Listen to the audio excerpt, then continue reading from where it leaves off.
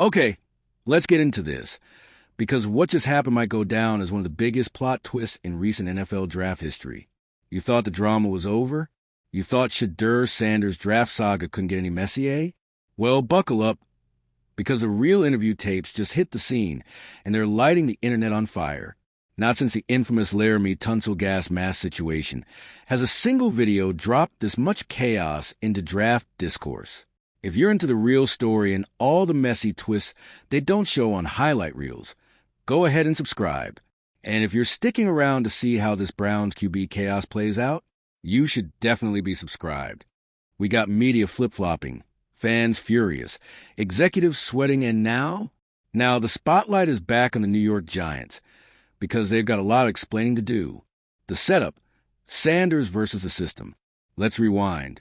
For months, the narrative around Shedeur Sanders was that he was difficult, entitled, or not NFL ready, all based on one cryptic, cherry-picked quote from a private draft interview with the Giants. One moment, one sentence. Maybe I'm not the guy for you. That was it. That was the line that launched 1,000 hot takes. From Colin Cowherd calling it the worst interview ever to anonymous scouts whispering about his attitude, the NFL media machine was ready to bury this kid before he even took a snap in camp. Never mind that Shedeur had one of the most accurate seasons in NCAA history. Never mind his leadership. Never mind the fact that, I don't know, he actually wins games? Nope. One quote, taken wildly out of context, and suddenly Shedeur Sanders was the villain of the draft, the dark divide. And then, as if that wasn't sketchy enough, the Giants did something even more suspect. They released full footage of Jackson Dart's interview.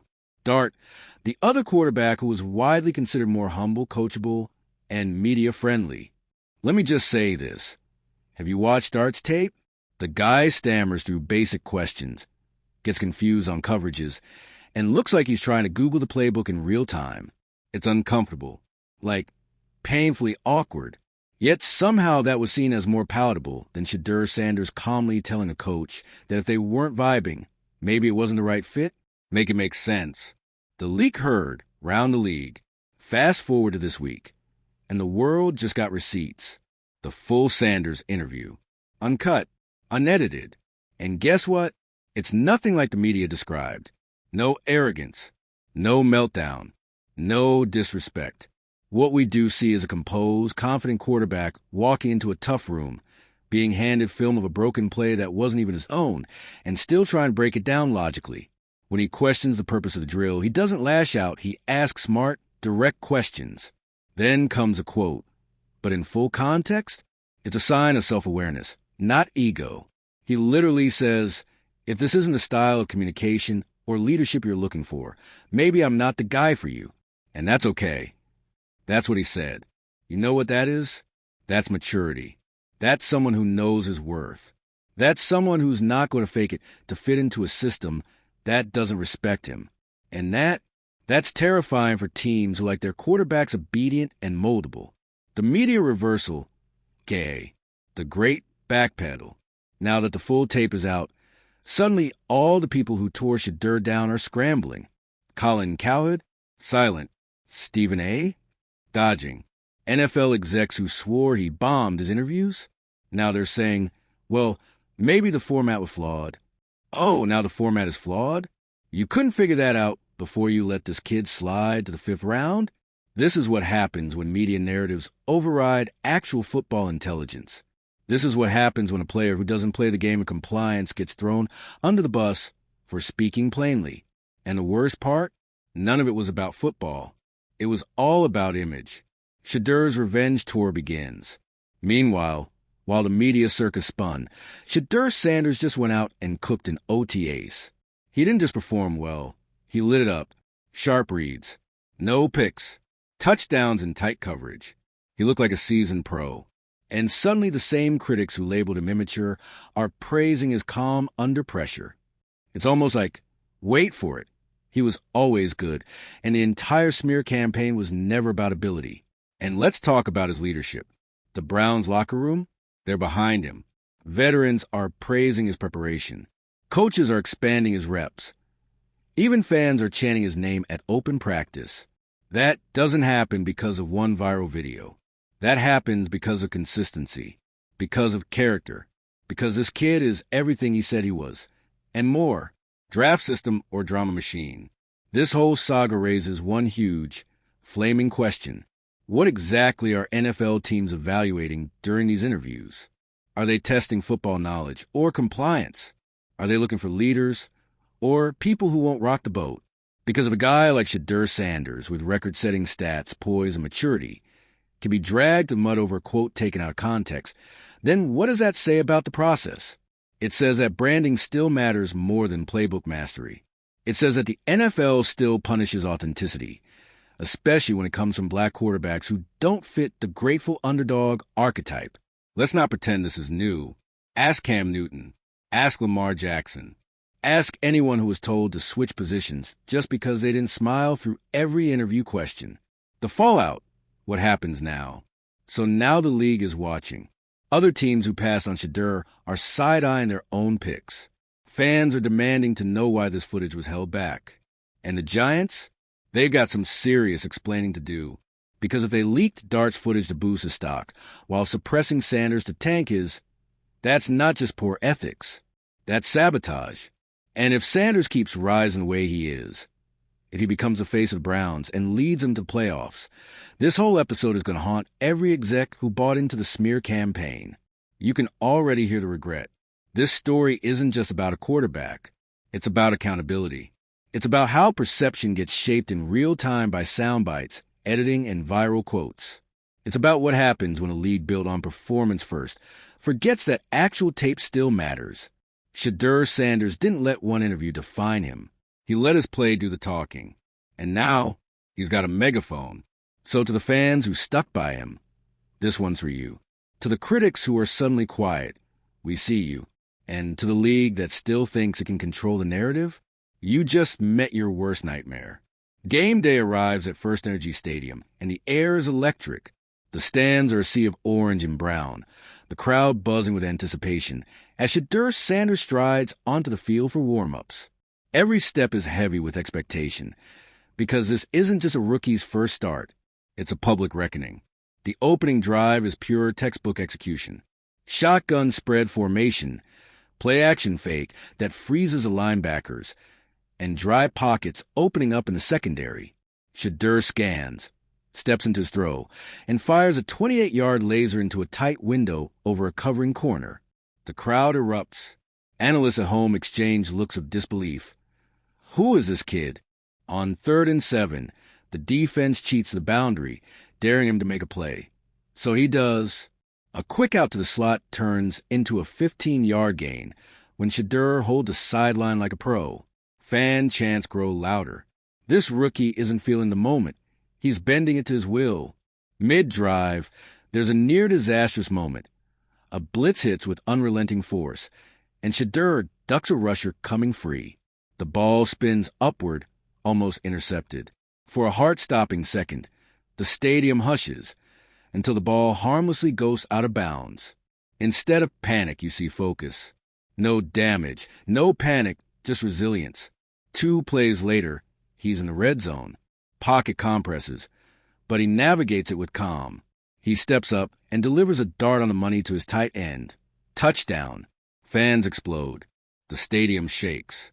Shedeur Sanders just answered. There are mistakes, like a misread in the second quarter that leads to an underthrown ball. But there's no folding. He adjusts on the sideline. He cleans it up in the next series. And when halftime comes with mixed results, caution and calm both in the air, it's obvious. The Browns have more than a rookie. They may have a new heartbeat. The following Sunday, Cleveland travels to face Pittsburgh in prime time. The energy here is darker, tougher. Steelers fans are loud, hostile. But from the first snap, Shedeur doesn't flinch. He opens a controlled rhythm. Short throws, quick decisions, and deep dimes. In the second quarter, he scrambles out of the pocket, eludes a linebacker, and lofts on the run for a 23-yard completion. Another highlight moment. The sideline cameras catch veteran Joe Flacco, giving him a nod from the sidelines. Respect recognized. By the fourth quarter, it's game time. 2-minute drill, 80 yards to go. Breakdown of key sequences. 3rd and 8. A pump fake, 1 step back, pinpoint fade to the front pylon. 2nd and goal. Blitz predicted. They go empty and slide to protection. He spots the blitz pre-snap, audibles out, hits the slant. Final play. Crowd on its feet, silent aside from Sanders' cadence. He twirls the ball, scans, hits the winning touchdown with 10 seconds left. Bedlam. It's a career-defining moment. Post-game, Pittsburgh media can't mask it. That rookie from Cleveland, he's real. Cleveland's locker room erupts. A turning point has arrived. Weeks 3 and 4 no easier. But Shedeur does more than command offense. He builds culture. In practice, he's a first on film breaks and first in walk-throughs.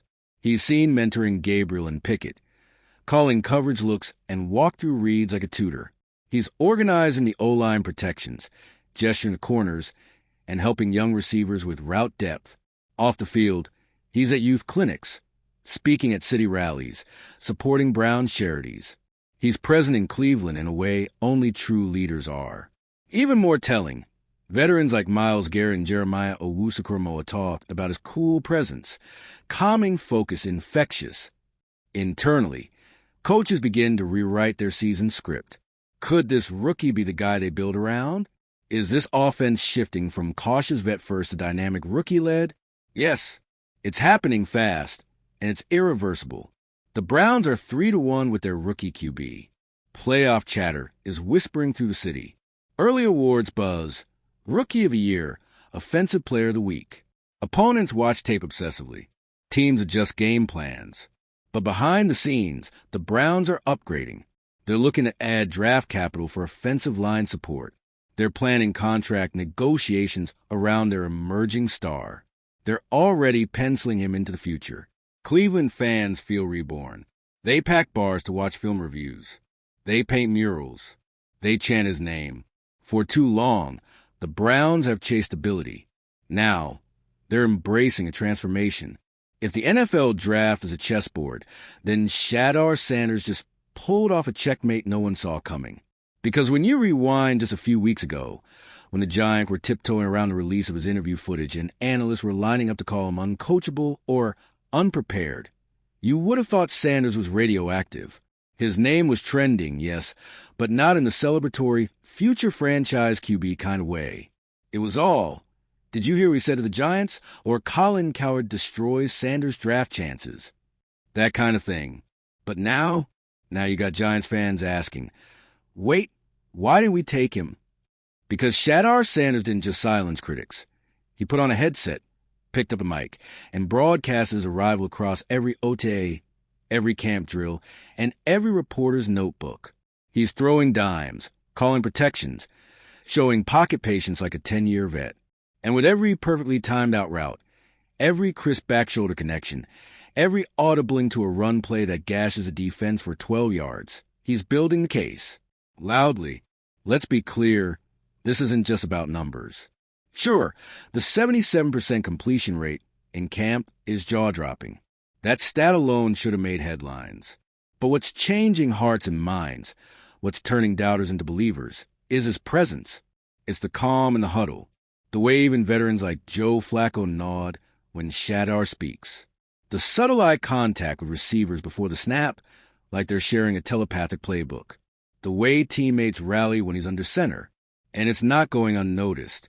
Mary Kay Cabot, the very reporter who once labeled him not ready, is now tweeting glowing reports about his command of the playbook. She even wrote, quote, Shedeur Sanders might be QB1 sooner than people realize. Might be? Sis, he already is. He just doesn't have the label yet. And then there's the fans. They see it. They feel it. From the dog pound to the Twitter replies, the Browns faithful are all in. They've been through every failed quarterback experiment imaginable. 30-plus starters in 20 years, and you can sense the hope in the way they chant his name at open practices. This isn't hype. It's catharsis. What's wild is that Sanders' path could have been buried the moment the media decided he was a diva. The moment the Giants chose not to release his full interview. That one clip line, maybe I'm not the guy for you, was turned into a meme stripped of all context. But what if he wasn't being cocky? What if he was being real? Because here's what the NFL still doesn't get. Authenticity scares people, especially when it comes from young, black quarterbacks who won't just play the game off the field. Sanders was raised with cameras in his face. He knows spin. He knows when something smells like a trap. So when he pushed back during the Giant interview, that wasn't arrogance. That was awareness. Let's talk about that footage for a second. The Giants were quick to drop Jackson Dart's interview, an awkward, mumbling mess that somehow helped Dart's narrative as a humble, blue-collar learner. But when it came to Sanders, radio silence. Not a clip, not a quote, just whispers and second-hand accounts spun into controversy. And it begs the question, if the Sanders footage was as bad as the rumors suggested, why not just release it? Why hide it? Unless it actually made the Giants look worse than Sanders. Unless it revealed an unprepared interview team, unclear film clips, or an agenda to provoke. The NFL has a long history of valuing players who say the right things over players who do the right things. Shedeur? He's doing both, just not in the sanitized, PR-approved script they expect. Meanwhile, the Browns are at a crossroads. They've got Kenny Pickett and Dylan Gabriel still technically ahead of Sanders on the depth chart, but no one's buying it. Even the beat reporters are hedging now. They know it's only a matter of time before the Browns brass has no choice but to name Sanders the starter. And let's not ignore what that decision means for the team culture. For once, the Browns have a chance to do the bold thing, the right thing, not because of public pressure, but because the evidence is overwhelming. Start the best player. Period. No politics. No seniority games. And the locker room? They're watching. Veterans like Amari Cooper and Nick Chubb have seen this script before. The promising rookie held back too long. The fan frustration boiling over. The team sleepwalking through a season until it's too late. But Sanders isn't just another QB in waiting. He's the spark that could ignite something real. So what's next? Preseason. That's the true crucible. 3 weeks. 3 games. 3 chances to take the myth of Shedeur Sanders and turn it into irrefutable film. He'll be facing second-team defenses, sure, but that's how Russell Wilson started. That's how Dak Prescott got his break. You make the most of your reps, then dare the coaches to bench you. And the scary part for every other team in the AFC North? He's just getting warmed up. The stakes couldn't be higher, and the Browns brass knows it. Because for all their talk about open competition, the writing is on the wall, and it's written in bold, all caps, Shedeur Sanders is him. And you know what's wild? The league is already bracing for it. Quiet chatter among coordinators, whispered observations in training camp tweets. There's a nervous edge when people talk about Shedeur now. It's like the NFL realizes they might have missed something massive. Again, because how many times does this have to happen? How many Dak Prescotts? How many Russell Wilsons? Guys who weren't supposed to make noise, who got buried in the pre-draft narrative machine, only to explode once they were given a chance? And Shedeur's doing all of this under the weight of a name, a legacy, and a microscope that would have cracked most rookies by now. And yet he's composed, unbothered, calculated, even when the questions turn passive-aggressive at pressers. Do you think you're better than the guys ahead of you? Or is there a reason you didn't run more in college? He doesn't bite. He keeps it clinical. Focused. That's not PR training. That's a guy who knows he doesn't have to prove anything with words, because the tape is already doing the talking. Meanwhile, the fan base is ready to riot. Every day that Kenny Pickett gets more first-team reps feels like a delay of the inevitable. Every press conference where Kevin Stefanski tiptoes around a depth chart is a reminder of just how nervous the Browns are about making the bold move. But they don't have time to play it safe. Not this year. Not with the schedule. Not with this roster. This isn't just about developing a quarterback. It's about choosing a direction. You can build around Shedeur. You can win with Shedeur. But you have to stop treating him like a long-term project and start treating him like the moment. Because he is. He's already taken over the locker room. The fans are behind him. The media is coming around. And every snap he takes in preseason is another chisel stroke in the sculpture of Cleveland's future. Don't wait until the losses pile up. Don't wait until the veteran QBs burn out. Don't let fear rob you of a franchise-altering season. The question isn't if Shedeur Sanders will start. The question is, will you be ready when he does?